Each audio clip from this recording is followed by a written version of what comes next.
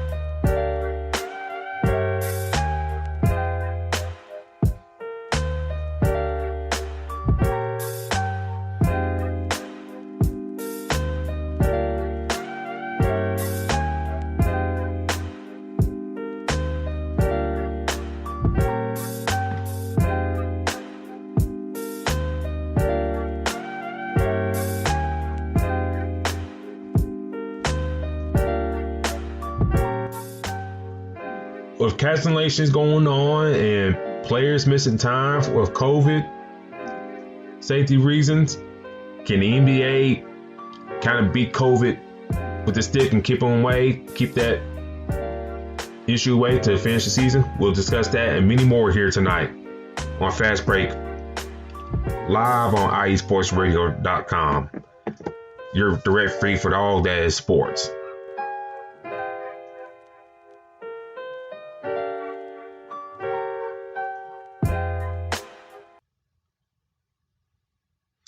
And join us as you shall, ladies and gentlemen. Lots of things to discuss tonight. Mr. Locke, how you doing today, sir? I'm doing pretty good, man. Just did a little bit of traveling this past weekend.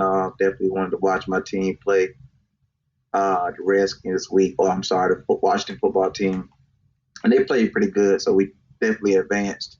Like we're about to be playing the Saints next week. But other than that, I'm doing pretty solid, man. What about you? Pretty solid. Today, the Titans, lost to the Ravens today. So, I was like, they were up by 10-0. And then Lamar got hot. And then they won. So it is what it is. Like me and you discussed, before the show, I told you if Lamar was due one, due a playoff win. So those Ratbirds won. So it is what it is. I just hope Titans, get a defensive coordinator and stuff. But anyways, we'll talk about that down the road. But thank you for tuning in tonight, ladies and gentlemen. Lots to discuss. And thank y'all for joining to the chat tonight. The NBA missed the lock. Had a cancellation between Miami and Boston today. And also, seemed like here the past few days, a lot of guys going on COVID lockdowns. Kevin Durant, Michael Porter Jr., who's going back on the lockdown again after coming off of, the other lockdown he just on. and then others as well. What you make of this, the situation right now? Can the NBA, kind of keep things at bay with these guys in their respective cities and hope for the best that they follow protocol? Yeah. It's going to be, there are going to be some postponed games that we're going to see throughout the season. So this is not nothing new, and it'll happen from time to time. But I do think that, they will do the things to make sure that people are, safe. Obviously, right now, COVID is not going anywhere as we thought it would have already, but it's still here and still alive. So right now, I think these guys will, at some point follow protocol. If not, there will be, consequences for those. But I think they're doing a good job so far. It's just that we're going to run into a couple of, positive tests every now and then, or you might bump into somebody that may have been around somebody with it. So I think this is going to happen, but the NBA is going to just have to continue to adjust to it. Yeah, the Miami and Boston thing. I know, Jason Tatum, Jaylen Brown, they got going to quarantine. And another issue, you're going to start running into with this, the availability of players. We saw that, yesterday with the Sixers and Nuggets. And, credit to the Sixers, they came out pretty tough against the Nuggets. But, they didn't win. But, Tyrone Maxey had a career day. The rookie, 39 points, 7 rebounds, 6 assists, 18 for 33 from the field. So, right. If you're a team in a situation like that, and you got to go deep to your bench, you can find some bright spots on there, in my humble opinion. Yeah, this is where we're going to start seeing a lot of players that we didn't really see that much. If it wasn't for them not getting the minutes. So, I think we're going to see a lot more stars than we've seen in the past. We're going to see them more this year. So, I really think this is going to be something pretty cool. We just got to be, like I said, the protocol has to be done. But at some point now, on the positive side, a lot of people get opportunities to show what they're really about. So, some of these athletes will get a chance to prove, that they deserve to be on the team and are athletic and what their abilities are. So I think that's the positive side to it, but protocols do have to be followed. So I think at some point, to be honest, there may be another bubble in the future, like probably for the playoffs. You think they do that for the playoffs? I'm thinking it because, teams are sports are doing that. And last year it worked, earlier this year, or actually last year, dang, time flying. It worked, fine. They had a lot of positive tests, and they were able to get through things. So I think if we are still where we are now with COVID, they may try to, do some type of bubble, maybe not in Orlando, maybe somewhere else. And it's not like it's something new, right? They've done it before. So, you know how the old saying is, the more you don't do something, the more experience you have, the better you are with it. So I think that if there is a bubble, which I think is a high chance it could be, it's going to be better prepared. Everything will be a lot better this time around than last time. Yeah, we hope, none of these players and, coaches or whatever, trainers, staff, all that, hopefully they don't come down with that. Hopefully, for the most part, everybody keep their nose clean and whatnot. And hopefully, the season continue forward on time. And that's the only thing, we can hope for is this early NBA season. And speaking of NBA early season, we're going to run down through the standings of the Western Conference so far. Phoenix and the Lakers are tied for the top spot at 7-3. The Clippers who got a win today, and Kawhi having a big monster game and hitting a milestone, are third at 7-4. Utah 6-4. Dallas 5-4 at 5. Portland 5-4 at 6. Well, you could say like a tie here. Golden State 5-4 at 7, who were kind of looking shaky at the beginning of the season. San Antonio 5-4 at 8. And then, outside the playoff race, like I said, it's still early. OKC, New Orleans, Denver, Houston, Sacramento, Memphis, Minnesota. I know we're 10 games in, 10, 11 games in. Who are some of your surprises so far in the West? Or what surprises you? What has surprised you so far in the West? What has surprised me so far, I think probably only me, is the fact that the Timberwolves are still at the bottom of the barrel.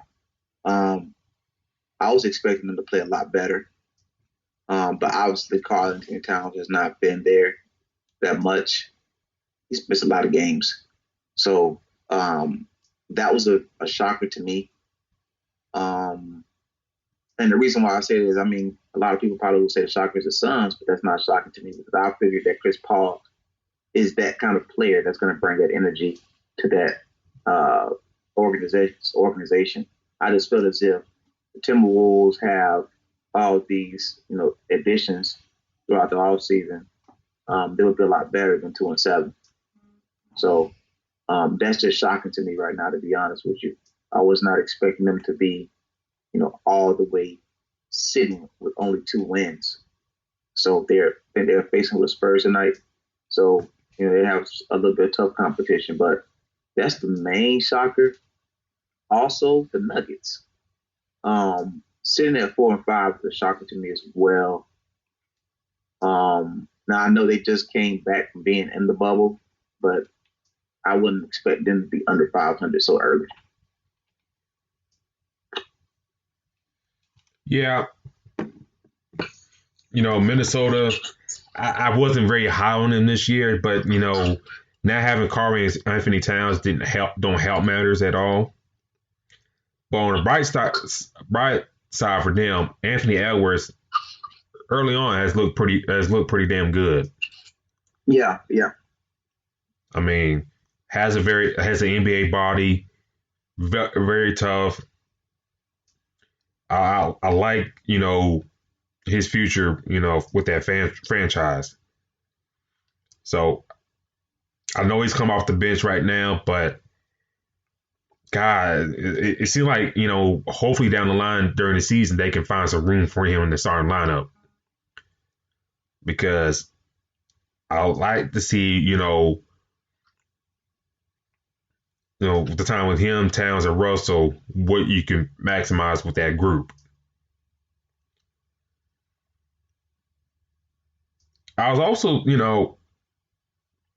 somewhat surprised. Well, the Warriors, they're sitting in 5-4, and yes, I had them going to the playoffs. But the first 2 games, them getting blown out, kind of make you look, okay, ooh, things kind of shaky here for a sec. Mm-hmm. But, they weathered the storm, for a little bit.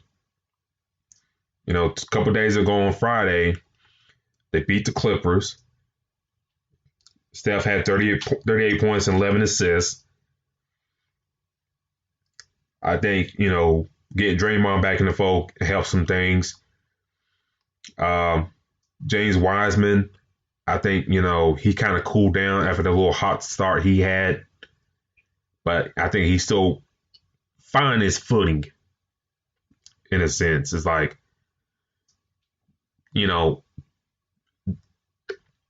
does he play down low? Do they trying to stretch him out? It's kind of tough, how they trying to play him very early on. But I think for them to kind of stay afloat in the playoff race, you got to get something big out of Andrew Wiggins. He's got to contribute. Kelly Oubre, he's got to contribute better because he's been kind of a disappointment so far. I thought he'd be, kind of relish the opportunity, to take over that Klay Thompson spot, show his value in that system, and maybe cash in a big payday come, free agency. But it really hasn't translated to that to this point. Another thing is Pascal. Like, I'm waiting to see Pascal take that big, move forward as well. Seems like he's more of a guard than a forward. So kind of see how they want to play him. That's still kind of interesting. But they have a couple of pieces there, but you can clearly see where they miss Klay Thompson. Oh, yeah.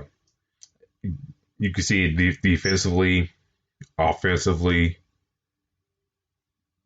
So, we're going to probably see Steph Curry put up a lot of points this year, and them, I don't want to say barely making the playoffs, but they'll be in that mix for that playoff race.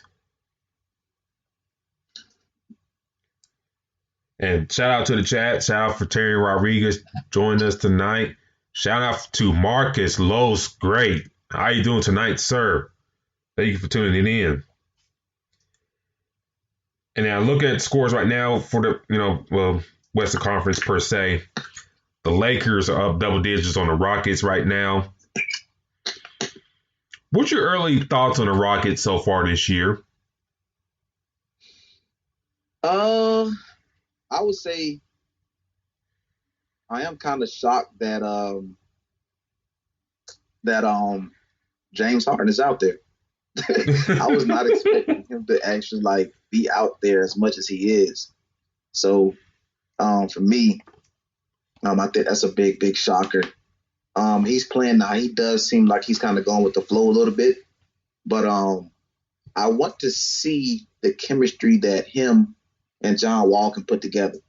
Now, a person that is not shocking, but he's playing very, very good when he gets the chance to get on the court is Boogie Cousins.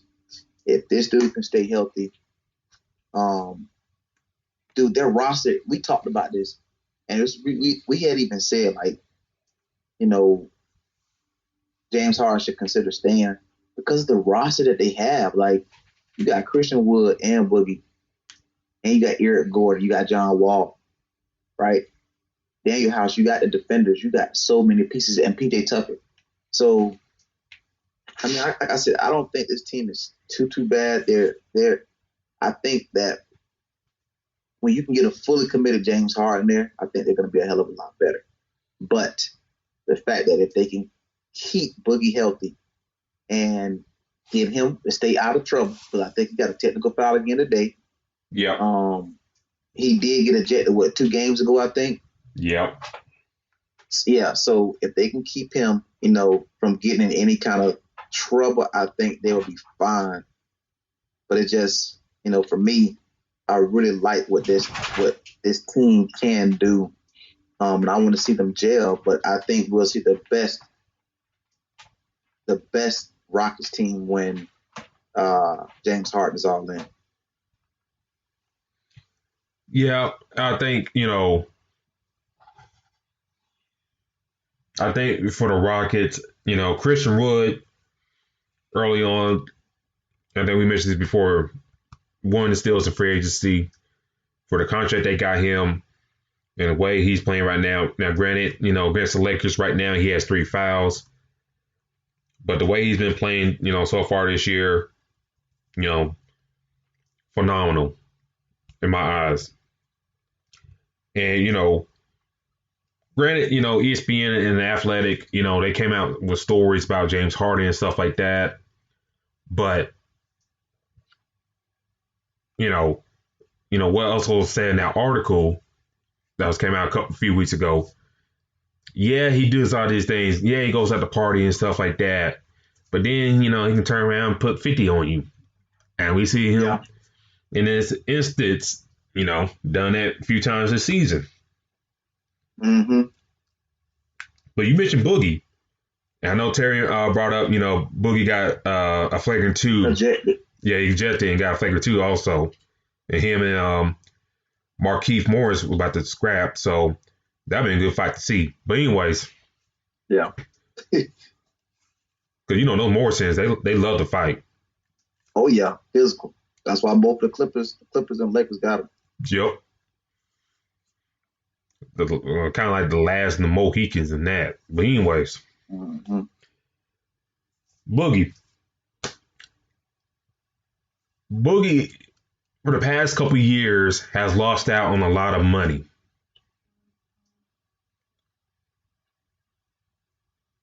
He has lost out a lot of money.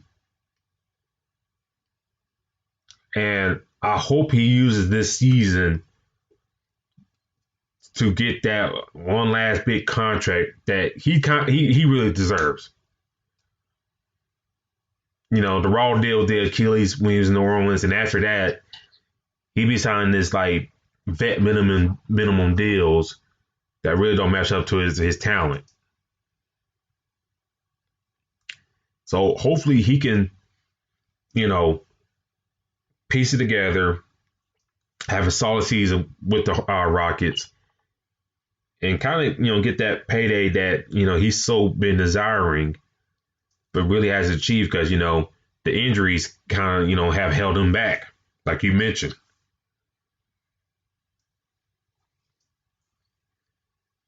And it's halftime for that Laker game. Anthony Davis, he's got 21 points, 8 for 8 from the field. LeBron, he got 15, 5, and 4 rebounds. Being Anthony Davis. Yep. And then a guy who may seem like he's stepping up for the Lakers, Talion Horton-Tucker. He got 8 points off the bench, 2 for 2 for 3-point land. They might have gotten steal for that dude in the second round a couple years ago. Yeah, I mean, he looked, and then he's starting to get, get in the game, and remember we were talking about this a couple minutes ago as far as minutes, right? Yep. About some of these players, the COVID, postponed and all this other stuff. These other players are starting to get opportunities, and Horton Tucker is taking over. He's taking advantage of the opportunity that's given to him, and you can see that, like you said, he's a slight steal. Now, how old is he again? Because he's pretty young. Oh. Maybe 23, if that. No, he's 20.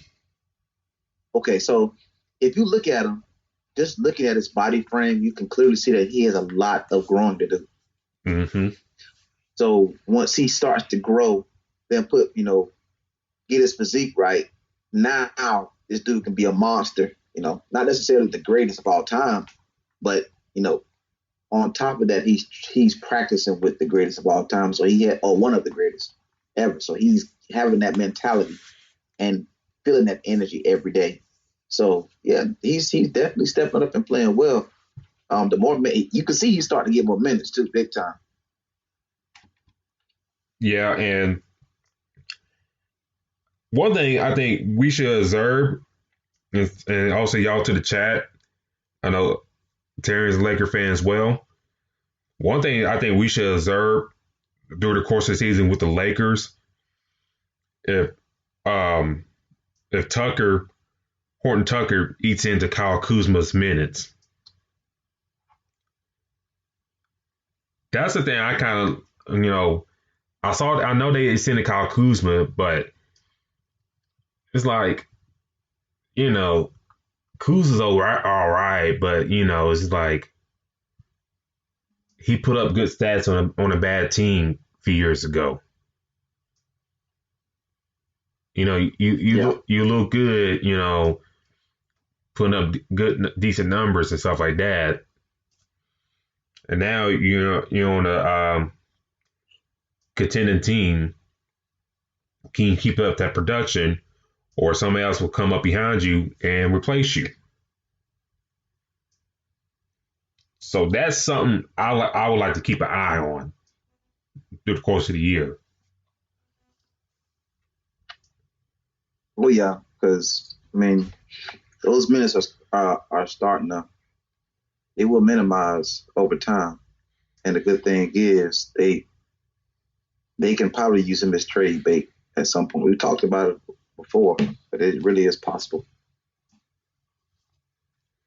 And then just to touch up on a couple other scores that happened today.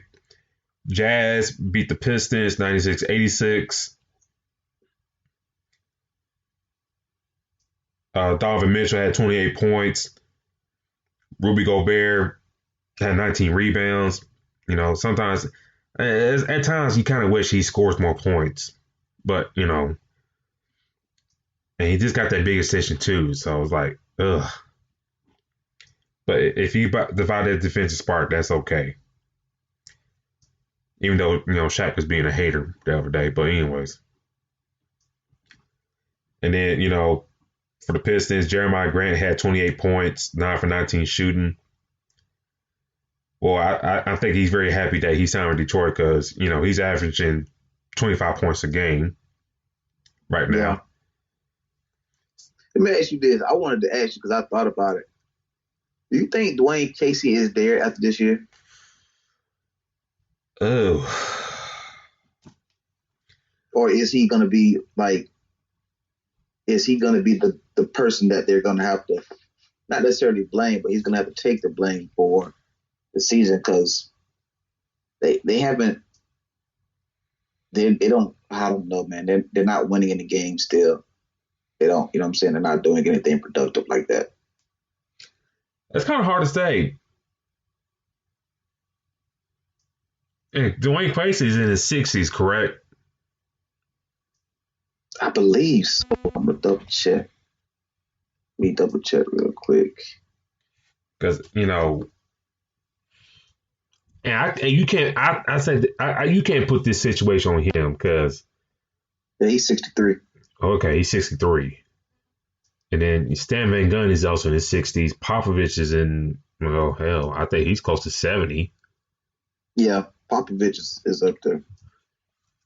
So I can't, that's a great question. You can't put that, situation on him. You knew you had a young roster. Blake Griffin ain't the guy he used to be. It seemed like, for the past couple of years, we're kind of, waiting for the ball to drop to see which injury happens to Blake Griffin. I hate to say that about him, but,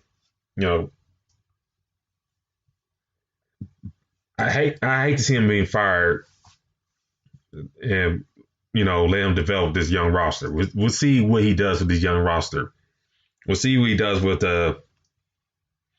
Sadiq Bey. I know Killian Haynes is out with the injury. That don't help matters. And then the other young guys on the roster, Isaiah Stewart,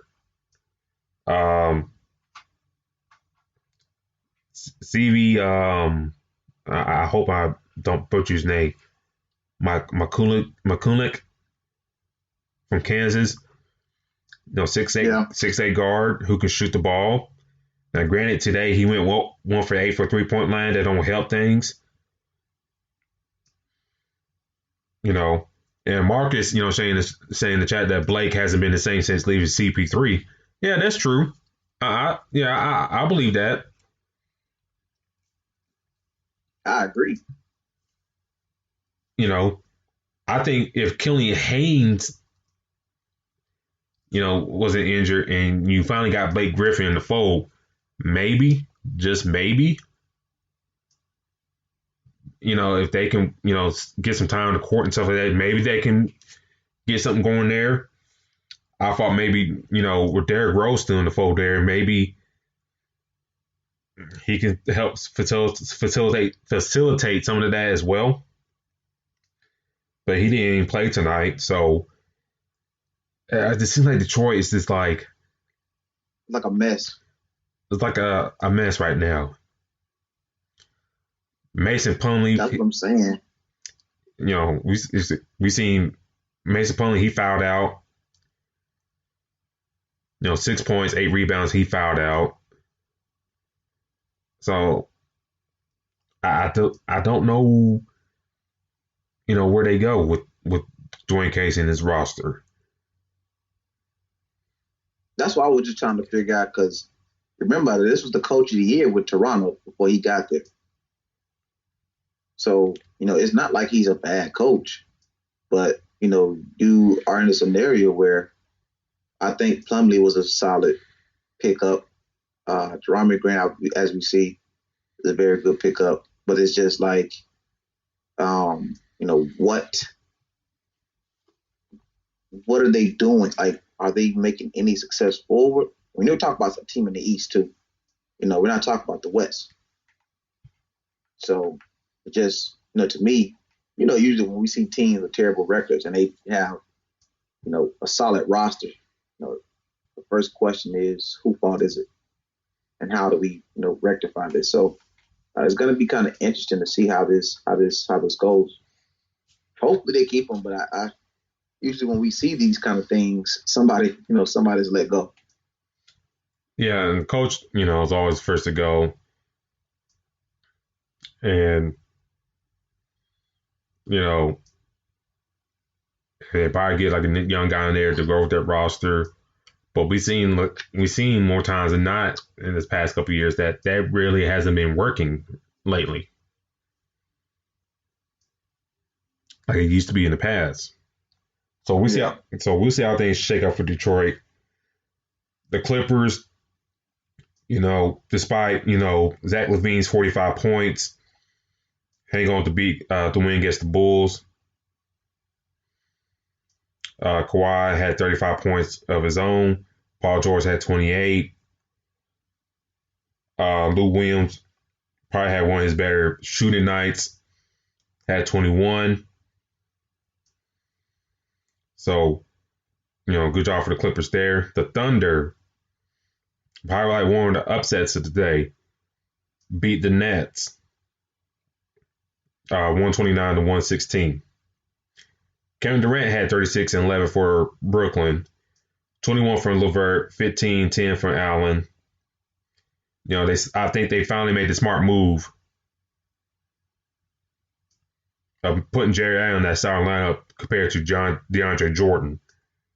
Yeah, we talked about that too.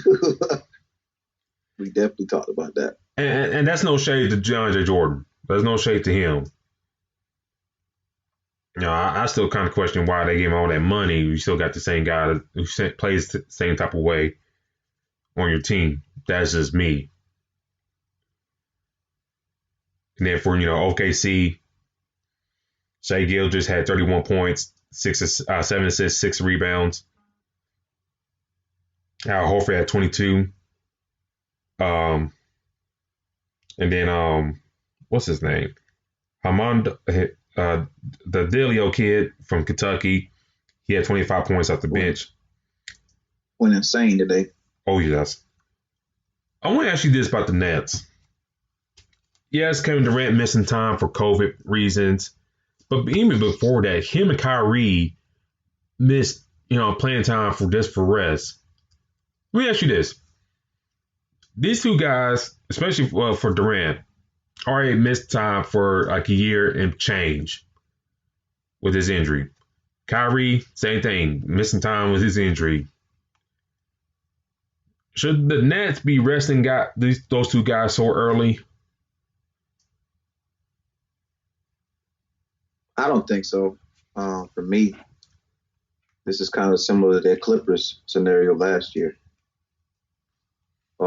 So I don't know what they're thinking about doing that. I guess they're making sure they're not hurt, which makes sense, but that's what you have different, that's what you have rehab for and different exercises and medical room to be in. So for me, resting them, they're making it seem as if, we had this conversation about how the only thing that Kawhi is waiting for is the playoffs. And what happened when the playoffs came around? This team didn't have any kind of chemistry to finish out the Nuggets. So I don't think they should do this, but they could run into the same problem that the Clippers did by trying to rest people. It doesn't seem smart to me. Yeah, and we talked about it in our season preview series, you know, if they help and Marcus, in the chat saying, Kyrie can't stay healthy. One of the main things about them, if Kyrie can stay healthy, don't let the media get to him and all that stuff, I think they'd be a solid team this year. I think, they should at least have championship aspirations. Right. But, besides, sitting them out for the rest, now we, finally getting Kevin Durant back in the fold. Now you got Kyrie out for personal reasons. Whatever's going on there. Kind of waning on my prediction there. I hope it still comes true. I think, they'll get to the East, at least to the Eastern Conference Finals, but the early return is not so good to me. Yeah. But this team just, like I said, you remember now, Kevin Durant and Kyrie had that podcast where they just felt like, they were saying they don't need no coach. So they already had this, mindset of they are the team people that's controlling the team and blah, blah, blah, and they do things on their own. So when you see this, we're just taking this day off for personal, like, it's like we're not playing today because we don't feel like playing today. Or we're not playing today because it's this team and it's not that big of a deal. Or I'm not playing today because I'm going to let, Kyrie get his or Kevin Durant get his. So, that's going to hurt this team in the future, big time. It just seems as if, Steve Nash is one of the buddies and not the actual coach. Yes. And, losing suspension didn't really takes a hit. Because even if Kyrie goes out, at least you have a capable guard to put points on the board. But now since you lose that, I don't know, you don't get that same production for Landry Shamet. Joe Harris, they gave him that big contract extension. He really hasn't kind of stuck out to me. Yes, he can shoot. Yes, he can, one of the better three-point shooters around the league. But, this kind of really hasn't popped out to me, in my eyes. But I do want to ask you before we get to the story about Nimari Burnett. What do you think of the Knicks so far early in the season? The Knicks? Yes. Julius Randle is a monster. I think that you have to build around him or continue to. I do like Mitchell Robinson. I think that Mitchell Robinson, I think we talked about him before too. Like, he's playing outstanding. I'm still trying to see what I want to think about when it comes to Elfrid Payton. He's up and down a little bit. Sometimes I'm loving what RJ Barrett is doing this year. Looks like they have him starting the 3 this year, small forward position. And he's doing pretty well. Now they're doing this with missing, like a lot of their team. Reggie Bullock is up in there doing what he can, but it's like they're missing a few pieces, all together. But I like how they are. They're 5-5 right now. If the playoffs started, they would be in. So, but the leader on this team is Julius Randle. He's showing why. Yeah, Randle has been playing great, averaging 22 and a half, 12 rebounds, 7. It's the main stat line for me. It's a 7 assists. I mean, that is, for a power forward guy who plays down low, that's awesome right there. Oh, And I think that average will probably come down a little bit, maybe to like you were like 5 assists per game. But early on, him averaging 7 assists, that's a great thing to see. And it also show ball movement with this group that for the past few years, New York hasn't had that point guard to kind of set the tone there. Yeah, they got Alfred Payton, but we kind of wait for that,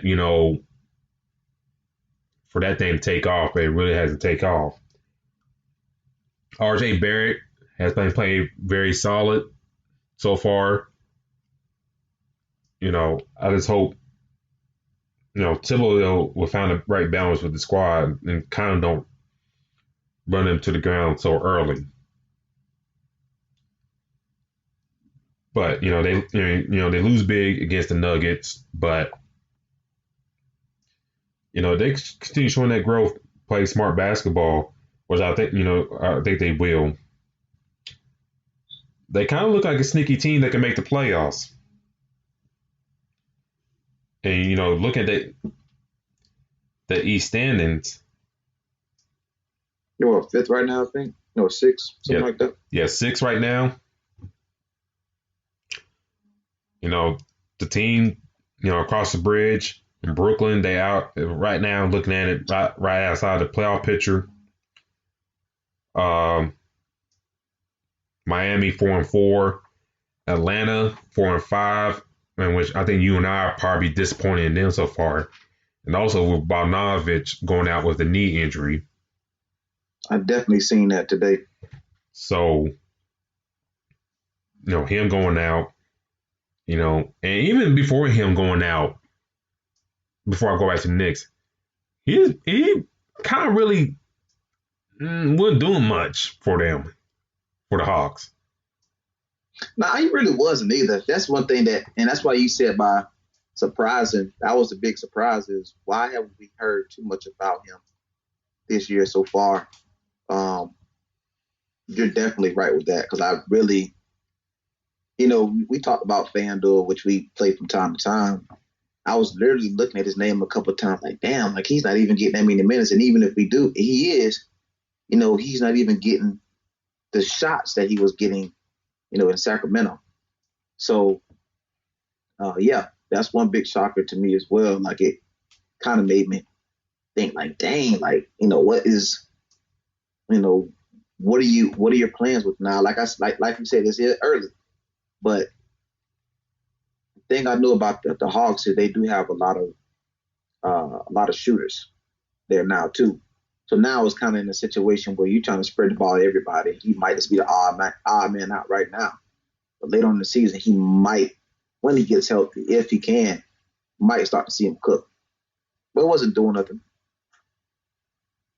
Yeah, so I mean, he was surprising to me as well.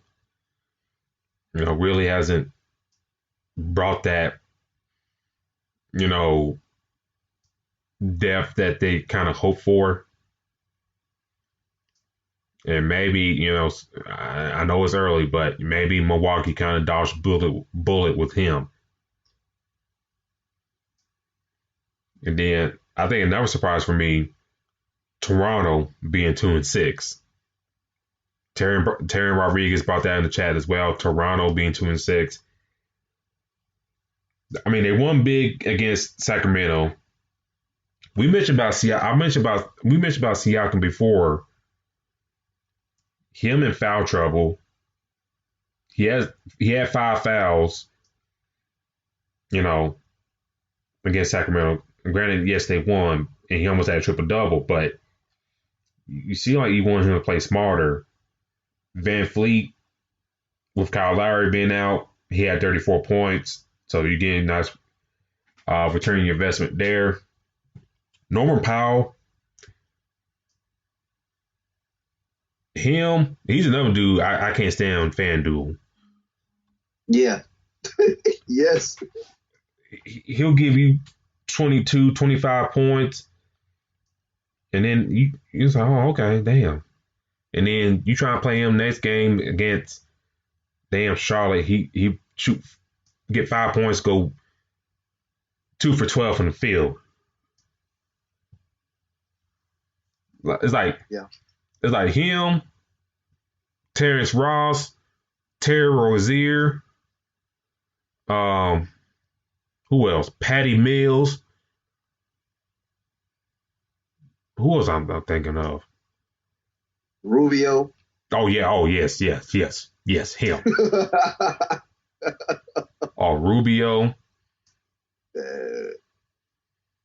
I feel like I'm missing somebody.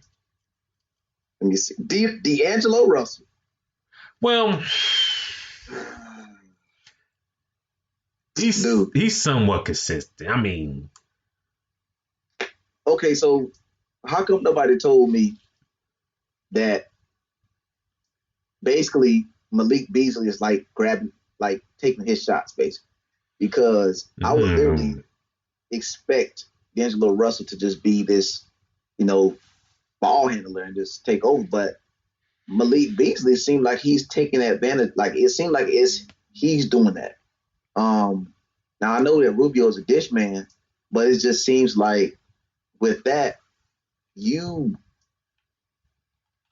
like D'Lo is falling to like, well, okay, it's a shot here for me. Okay, cool. And then don't forget you got Anthony Edwards coming off the bench too. Mm-hmm. So, these players, like, it's like they're going with the hot hand. And Rubio, like I said, Rubio was more so of a, I just get my guys involved and then boom type thing. But you got, D'Lo who has to get hot. But if he's not hot, or if Malik Beasley is hot, then D'Lo is off. Or, prime example, if Van Fleet is hot, Kyle Lowry is off.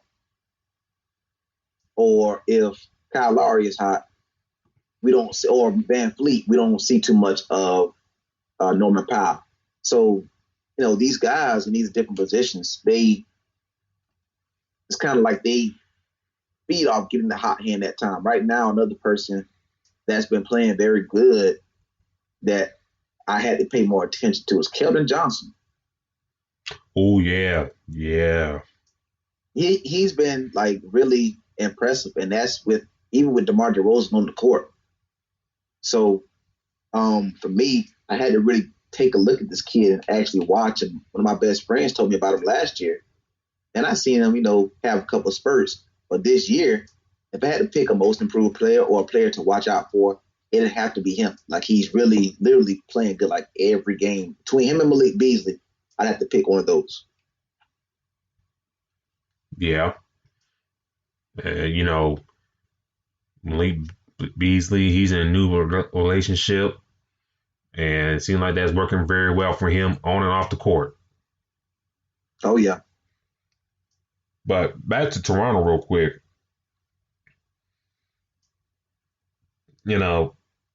Alex Glenn, it seems like a nothing pickup. And it seems like, they're not maximizing their starting lineup. For the life of me, I don't know why they ain't playing Chris Bocher at the center spot and get her over if and have him in the starting five. Quit messing around with Alex Glenn. Quit messing around with Aaron Baines. Go ahead and put Bocher in that starting lineup and just, hope for the best in my eyes.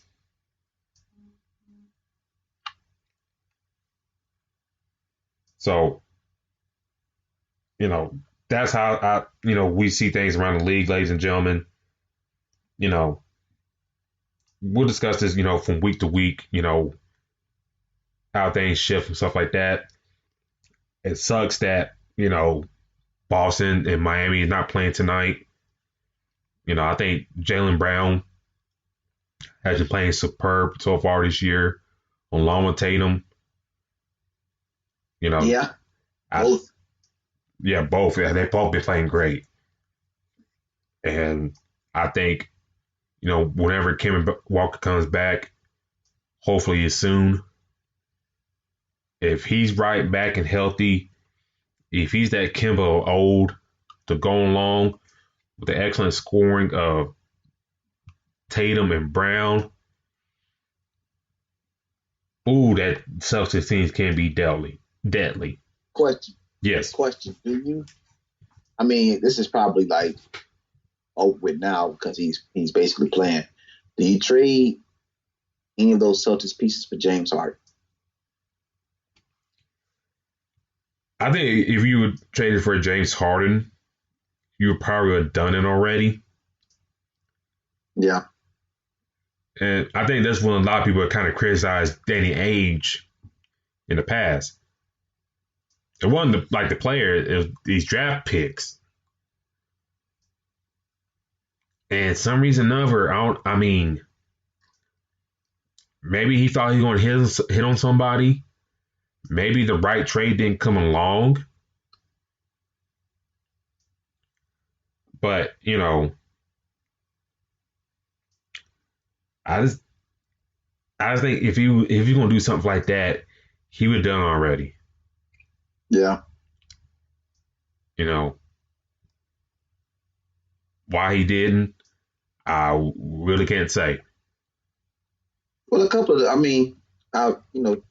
you get that player, I'm pretty sure you're gonna have to give so much. But, I'm not, to be honest, I'm probably not giving up. I'm not giving up Jason Tatum. Hell no. He ain't going nowhere. Jaylen Brown, boy, I would consider. It just depends on what the deal looks like. But a deal probably could have been put together, but now the way they're gelling and the way the Celtics operate, I don't think they will make that trade. I can understand why they didn't make that trade. Yeah, I can't see it now. Unless if you don't get the right figure contract situation wise with Jaylen Brown, then yeah, maybe you'll make that move. But as it stands right now, I wouldn't touch this roster right now. You're top of the East right now. Well, you're top of the Eastern Conference standings right now. Along with Philly. So don't rock the boat right now. We'll see how things shake up.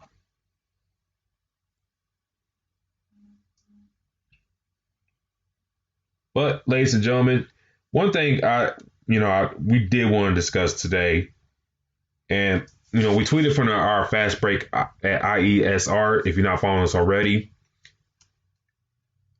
Nimari Burnett has left the Texas Tech basketball program. Nimari Burnett was a very highly talented recruit, 5-star recruit, coming out of high school. A guy, I think on his final five, he had, along with Texas Tech, Alabama. Yeah, I remember that. Oregon, Auburn, until they got Sharif Cooper, who looked very, very good against Alabama yesterday, who's kind of scared me to death in that second half. But anyways, and I think TCU, I believe. He chose to play for Chris Beard at Texas Tech. And I want to give you thoughts on this, D-Lock. And I had this question running through my mind. If you get a 5-star recruit in your program and you know he's not going to be there for no more for a year, maybe 2, how will you integrate that player into your program? How are you selling him to your program for that 1 year? So if I know that he's coming, if I know that he's coming to my program, right? And but I know that he's not going to stay all 4 years. For me, so you got to know, and we're talking about basketball. This is something that coaches should already know, that basketball players are not staying all 4 years. That's just not going to happen. If they are already recruited or if they're already known to be one of the better players in the league, they're not staying all 4 years. So for me, my biggest thing is about winning the title and understanding that, yes, you're going to get drafted, you're going to go to the league, but to hit those qualifications, there are certain things you got to do as far as stay for a couple of years. Now, obviously, depends on where, what program, but Texas Tech is known to be a pretty solid program in the past. I'm pitching the fact that you go win the title at my school within a year or two. You want to put the guys around them. Not only that, you want to tag you want to get the number one recruits. You want to put the top guys. You want them all to be together, right? You want them to have that family feeling, because once they feel that on a visit or anytime they come and just check out the campus, you want them to know these are going to be not only your friends while you're here, but friends when you're done with school, when you go different ways, different teams. Look at Zion leave. Him and RJ Bear are still pretty tight. So even though you're gonna dip, you're gonna have a chemistry here with the group of recruits that you have, or teammates. Now, Kentucky's known for this, doing this. So Calipari is known for getting the top guys a lot. You get 3 or 4 top 10 recruits or top 15, you're basically in the Final Four. You have the ingredients to be in the Final Four.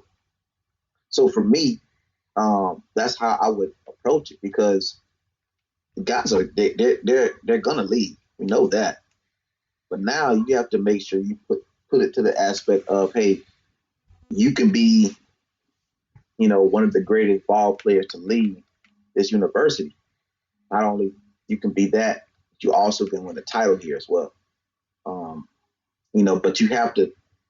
They understand that they're going to leave. That's just something that you talk about when the time is right. But you want it to feel as if, okay, well, this is a family that you're going to be around, and this is a great university for you to come to do everything that you want. And not only that, we'll take care of you whenever you want to come back.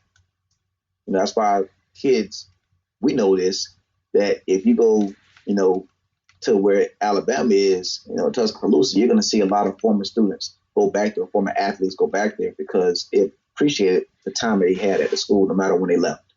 So that's the biggest thing, biggest point that I will get across, because, athletes are going to leave all the time. You just want to make sure that you have them there, and then remember, now while they're there, you're going to have recruits the following year say, hey, this person is here, that person is here. I would love to check this out and see what it's about. Because once that kid gets drafted, other high schools are going to call and try to figure out, well, hey, what do you think about Texas Tech or this school? And they can tell you exactly what they experienced. So that's definitely how I would definitely go about it, because top recruits, they keep the programs going. I'll say this to Mr. Burnett, and also to Chris Beard as well. I'll say this for Mr. Burnett. Make sure when you commit to a place, make sure it's the right situation for you. Make sure it's right.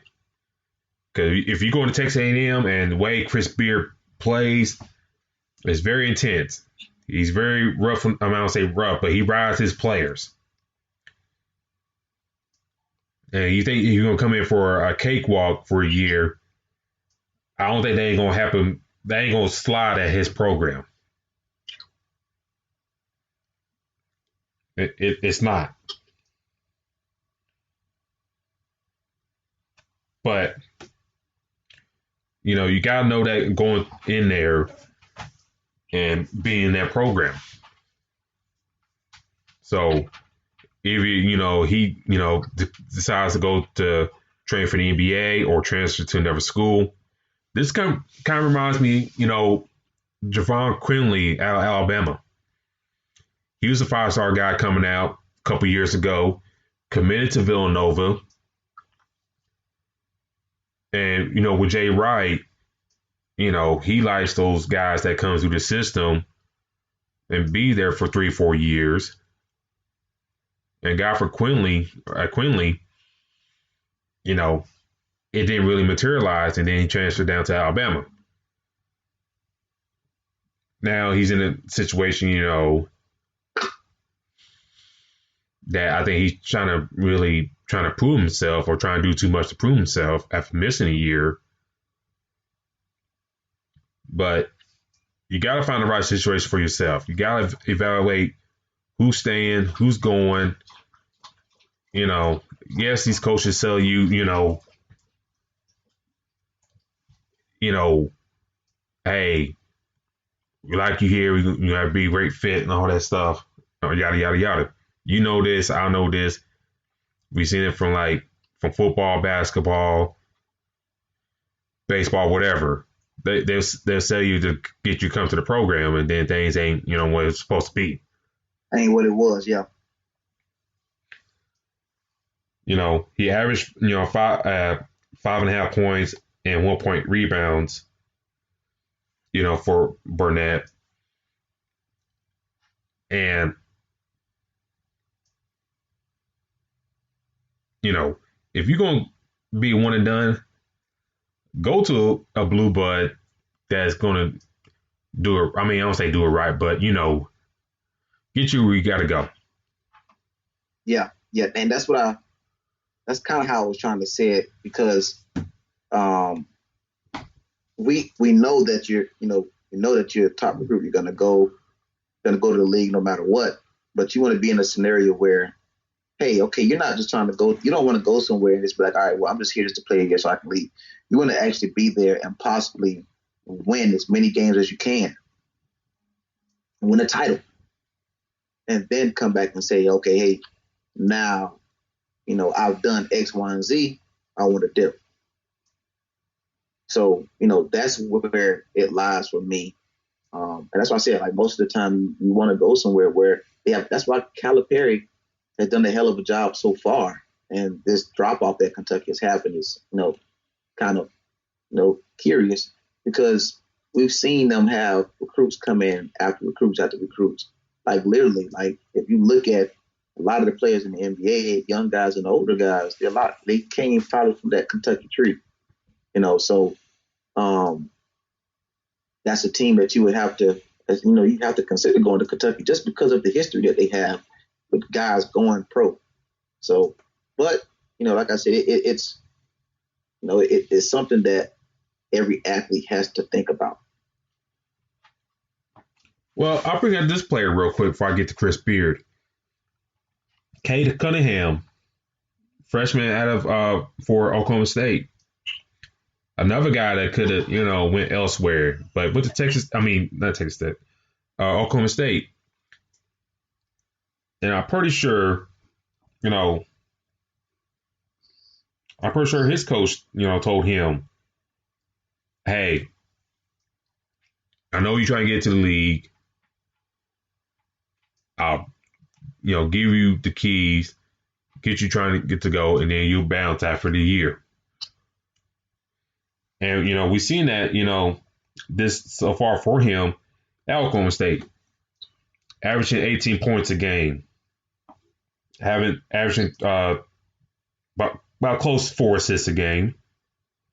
He leads the team in blocks.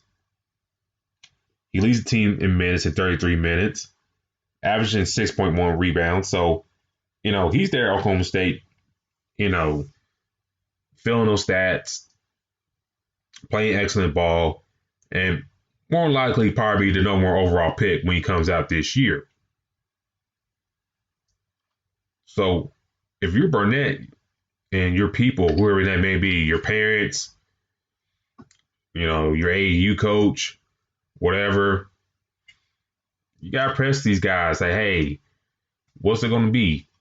If I commit to your program, I'm going to be here for a year. Hey, I'll try and get to here. Can you help me get to there? If you're stuck to your style or how you do things, I'll go elsewhere. And this brings me to Chris Beard. If you're going to recruit these type of players, you just got to put the eggs in the basket for that year. You just have to.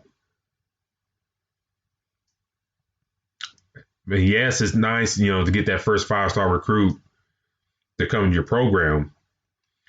But if he's only lasting a few months, they ain't gonna look good to get future top prospects come to your program. Right. You already got to compete with Texas, as it is. You got to compete with Baylor.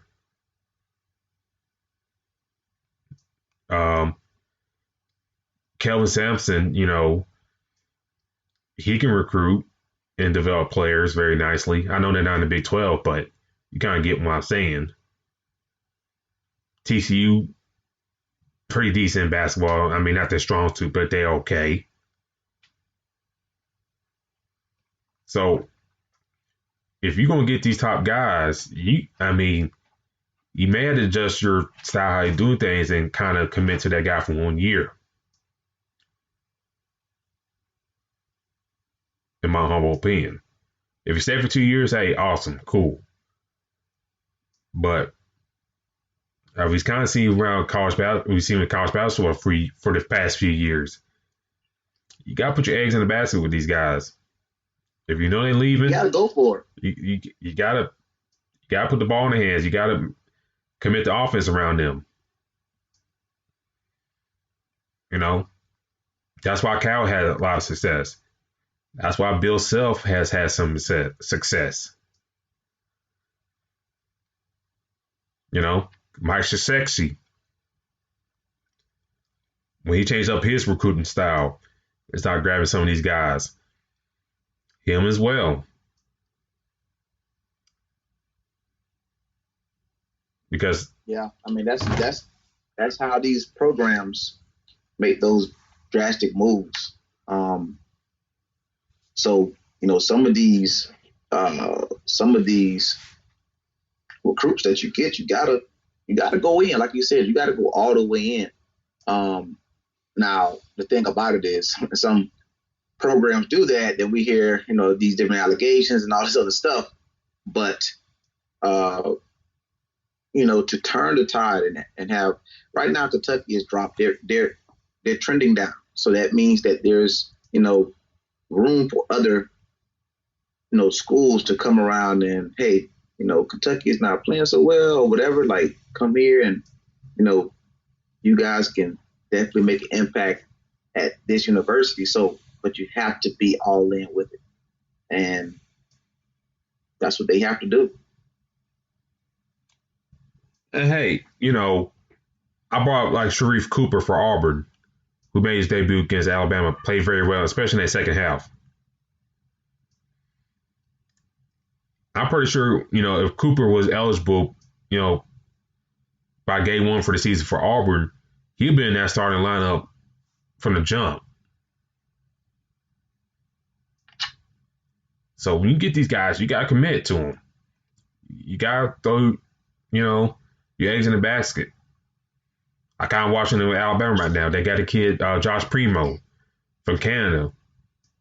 That's about 6'6" combo guard. They put him in the starting lineup now over some, veteran guys.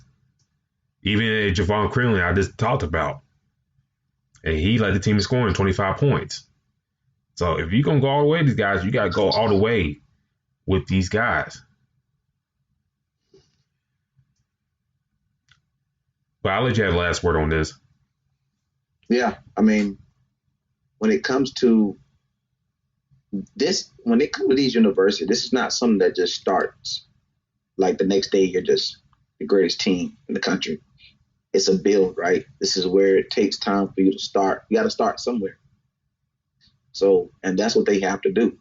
Texas Tech and all these other schools that want to be on the level as a lot of these other schools, you have to be all in, because you get those right athletes, and now what happens is you go win a title, and now you just earn a lot more money for your school. Now you can build these facilities up. Now you can spend more money on the university.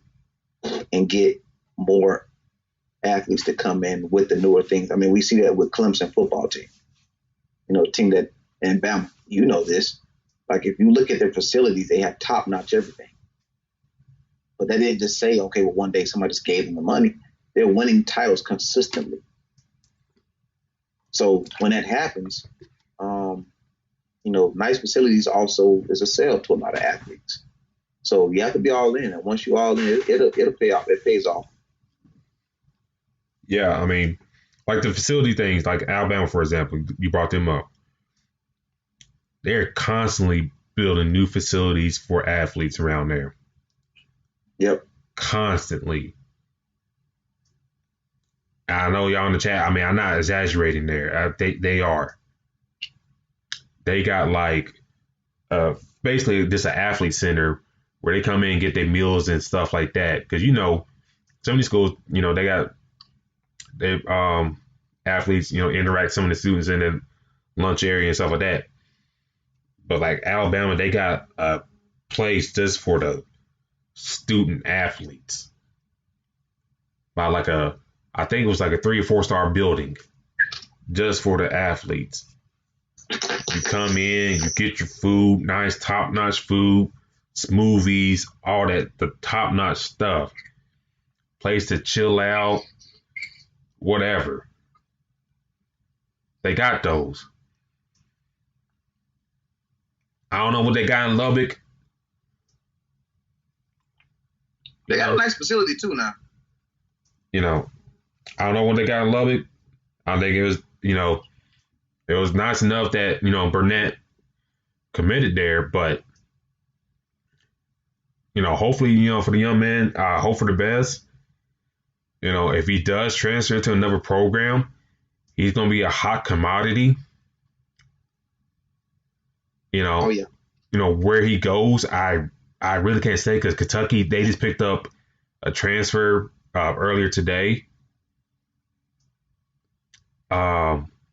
So I really can't say where he will go. You know, I can't see him going out. If you look at the recruiting, the final schools that he had,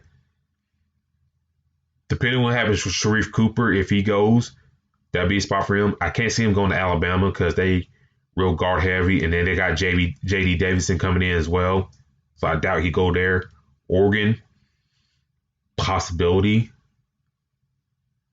But, you know, we'll see how things shake out for him. I think he goes to the draft from Mount Humboldt, in my eyes. That's the plan. At the end of the day, you know, they're going to do that. So that's, you know, at the end of the day, he knows he has that to fall back on. And in my opinion, I think just go ahead and go to the draft.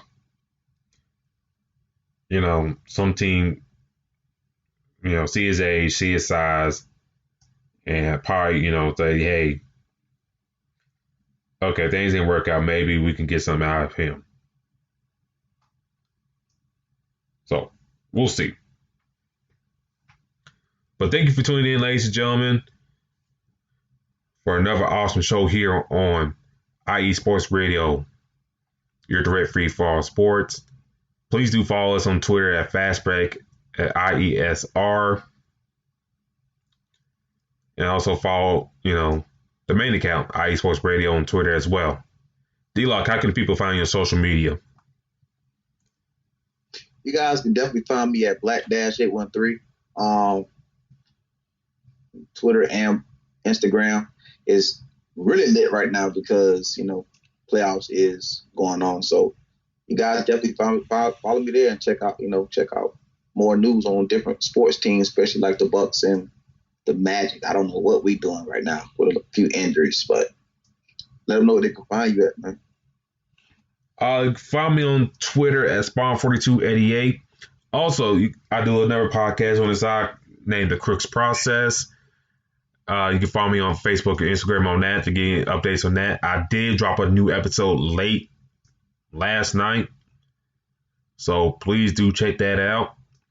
And since it's Titan season is with a wrap, I will do a review of that season as well.